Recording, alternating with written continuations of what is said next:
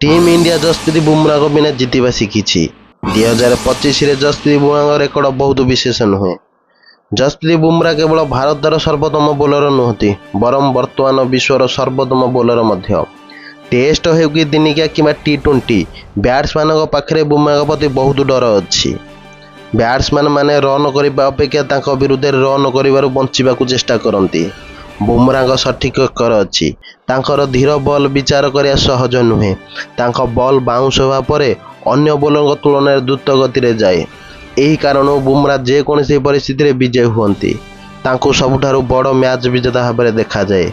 किंतु 2025 जसप्रीत बुमरा रेकर्ड बहुत विशेष नुहे। से यही वर्ष भारत पर केवल 4टी मैच खेली।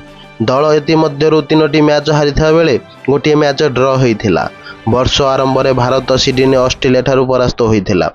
बुमरा से मैच रे अधिनायक थे तथापि आघात जो से द्वितीय इनिंग्स बोलिंग कर तापर से इंग्लैंड विपक्ष में एंडरसन तेंदुलकर ट्रॉफी रे 3टी मैच खेली।